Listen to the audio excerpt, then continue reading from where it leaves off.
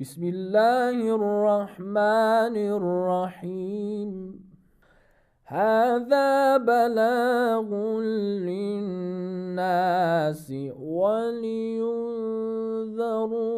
bihi waliya'lamu annama huwa ilahun wahidun waliyadhdhakkara ulul albab. أعوذ بالله من الشيطان الرجيم. بسم الله الرحمن الرحيم. الحمد لله رب العالمين. أفضل الصلاة وأفضل السلام على حبيبنا وحبيب إله العالمين أبي القاسم مصطفى محمد صلى الله عليه وآله وسلم وأهل بيته الطيبين الطاهرين. أقول لكم السلام عليكم ورحمة الله وبركاته. Alhamdulillah, kita masih diberikan kesempatan oleh Allah Subhanahu wa taala untuk kembali mengkaji teologi Islam, mengkaji tentang bagaimana Allah Subhanahu wa taala mengatur kehidupan kita dan bagaimana Allah Subhanahu wa taala mengatur alam semesta. Insyaallah kita akan berpindah ke tema lain setelah kita menjelaskan tauhid dalam kepemimpinan. Sebelum saya menjelaskan tema baru kita, saya akan menjelaskan ringkasan daripada pembahasan yang lalu, bahwa kita meyakini Allah Subhanahu wa taala adalah satu-satunya pemimpin kita, satu-satunya zat yang memiliki wewenang dan hak mengatur kita. Jadi setiap dari kita tidak ada yang memiliki wewenang mengatur orang lain, karena kedudukan kita adalah kedudukan yang sama. Sehingga yang berhak untuk memimpin kita, mengatur kita adalah Allah Subhanahu wa taala yang berada di atas kita. Dan kita pun sudah menjelaskan bahwa ketika Allah itu memimpin, bukan berarti Allah ada di tengah-tengah kita, kita bisa melihat dengan mata kita, kita bisa mendengar dengan telinga kita, tidak. Tapi Allah Subhanahu wa taala memimpin kita melewati hamba-hamba yang saleh, seperti Rasul, seperti para wali-walinya. Semua kebijakan Allah diterapkan oleh para rasul-rasulnya, para wali-walinya. Ini adalah pembahasan yang sudah kita bahas pada kesempatan yang lalu. Dan insyaallah pada kesempatan hari ini kita akan memasuki tauhid yang lain, yaitu tauhid dalam ibadah. Para pemirsa dan pendengar yang dirahmati oleh Allah Subhanahu wa taala, kita mengetahui bahwa ibadah adalah salah satu hal yang ditekankan oleh Islam. Ibadah adalah salah satu kebanggaan para pecinta-pecinta Allah Subhanahu wa taala. Oleh sebab itu, perlulah kita membahas tentang tauhid dalam ibadah. Karena boleh jadi seseorang dia cinta dengan ibadah, bangga dengan ibadah, tapi dia salah dalam beribadah. Dia menyekutukan Allah dalam ibadah, sehingga ibadah dia bukan ibadah yang suci, tapi ibadah yang justru akan membawa dia kepada kecelakaan, membawa dia kepada kesengsaraan. Maka dari itu marilah kita membahas tentang tauhid dalam ibadah, sehingga kita benar dalam ibadah kita. Kita bisa menyembah Allah Subhanahu wa taala dengan sebenar-benarnya, ibadah sesuai dengan kemampuan kita. Sebelum kita jauh membahas tentang ibadah, maka sudah seharusnya kita mendefinisikan ibadah itu sendiri. Ibadah kalau kita definisikan sesuai dengan istilah-istilah ulama teolog, ibadah berarti merendahkan diri. Merendahkan diri di depan zat yang dia memiliki sifat ketuhanan. Jadi kalau kita merendahkan diri dengan zat atau di depan zat yang kita meyakini bahwa dia adalah memiliki ketuhanan, maka kita sedang beribadah kepada zat tadi. Jadi perlu digarisbawahi karena mungkin bisa disalahfahami. Tidak semua merendahkan diri itu adalah ibadah. Contoh, kita itu mencium kaki seorang ibu. Berarti ini adalah satu bentuk khudu, kan? Merendahkan diri. Kita menghormati ibu. Dalam kacamata Islam ini tidak dikategorikan sebagai ibadah. Kenapa? Karena kita masih meyakini bahwa ibu adalah seorang makhluk. Dia tidak memiliki sifat ketuhanan. Jadi sifat ketuhanan adalah satu syarat sesuatu ini bisa dikatakan ibadah atau tidak. Saya contohkan lagi. Seperti sujudnya para malaikat kepada Nabi Allah Adam alaihissalam.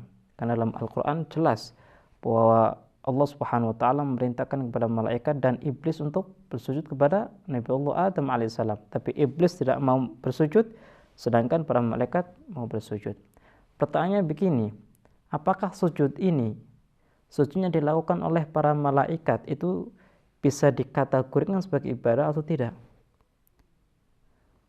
Dengan kita melihat istilah para ulama teolog yang mereka ambil daripada hadis dan riwayat-riwayat dan ayat Al-Quran, maka sujud yang dilakukan oleh para malaikat bukanlah ibadah, tapi bentuk penghormatan, bentuk pengakuan bahwa Nabi Adam alaihissalam adalah satu makhluk Allah yang memiliki kemuliaan yang luar biasa.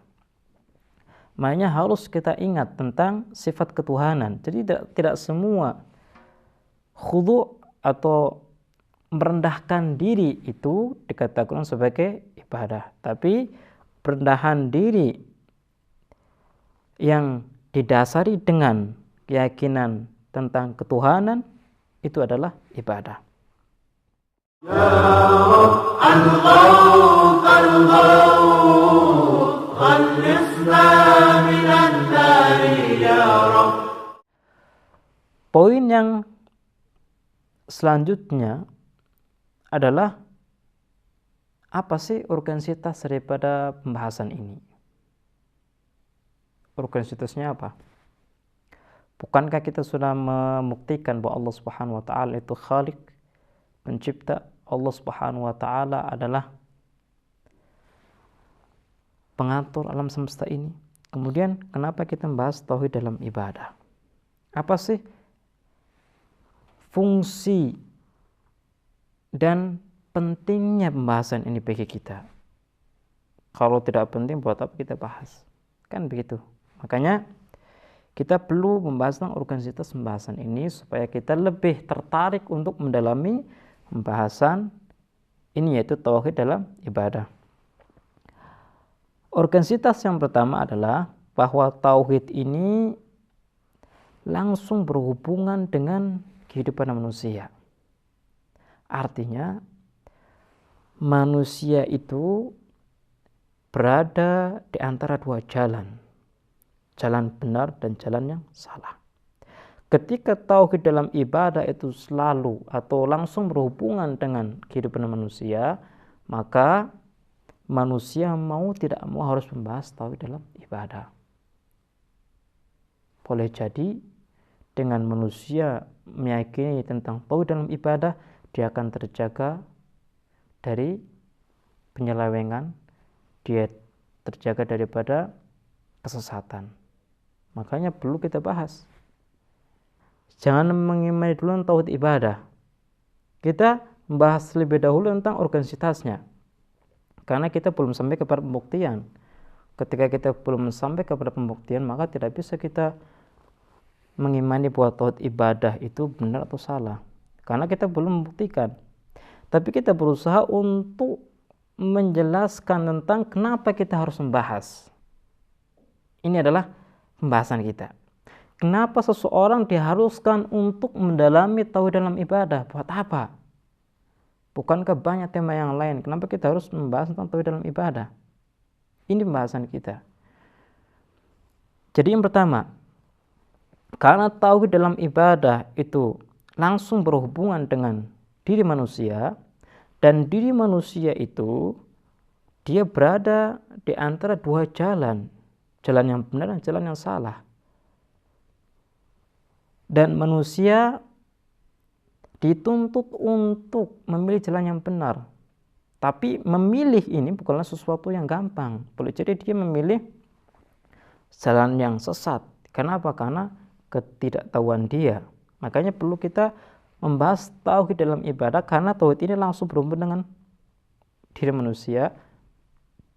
Dan boleh jadi tauhid ini akan memberikan satu pengarahan, akan bisa menolong manusia dari jalan yang sesat.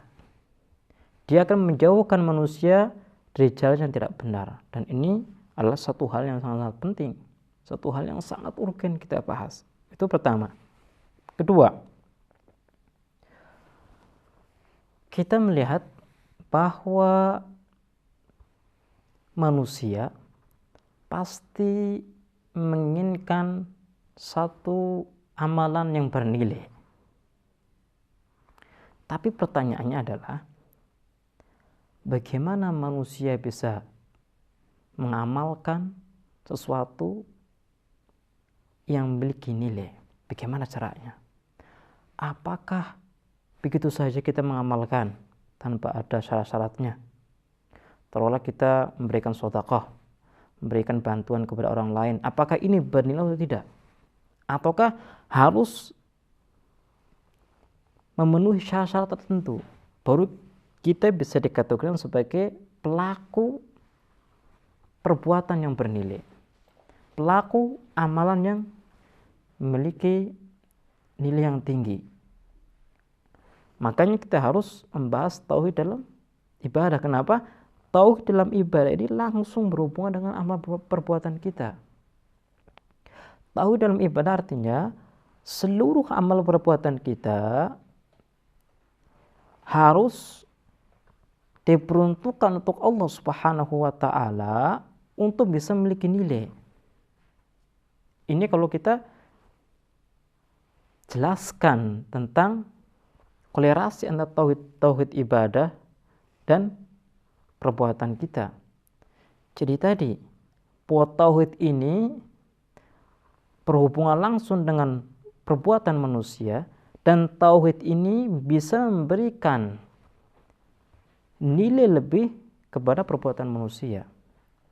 Kalau salah satu kelebihan daripada tauhid ini adalah memberikan penilaian lebih kepada perbuatan manusia, maka kenapa kita tidak membahasnya?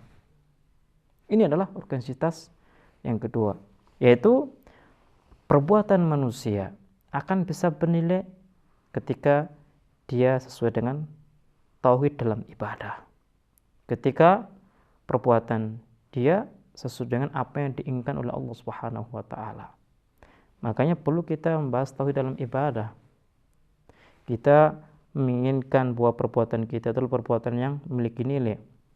Tapi kita kan tidak tahu bagaimana kita bisa berbuat sesuatu yang sesuatu itu sendiri memiliki nilai yang berharga. Makanya perlulah kita membahas tauhid dalam ibadah. Kemudian yang terakhir, kesempurnaan manusia itu tergantung dengan bagaimana dia berbuat. Dan bagaimana dia berbuat akan bisa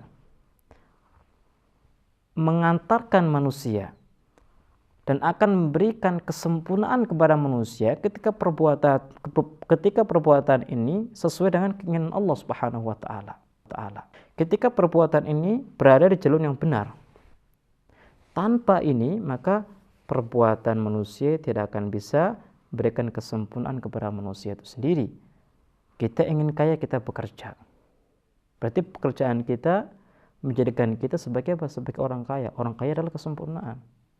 Dan pertanyaannya adalah, bagaimana manusia bisa menjadi manusia sempurna? Manusia sempurna memiliki cara. Bagaimana caranya?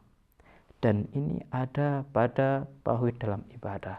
Jadi tauhid dalam ibadah adalah dasar manusia untuk sampai kepada kesempurnaan. Makanya kita harus membahas bersama-sama. Baiklah pemirsa, insyaallah kita akan melanjutkan pembahasan kita terkait dengan tauhid dalam ibadah dan bagaimana kolerasi antara tauhid dalam ibadah dengan kesempurnaan manusia, dengan kebahagiaan manusia. Kita akhiri, wassalamualaikum warahmatullahi wabarakatuh.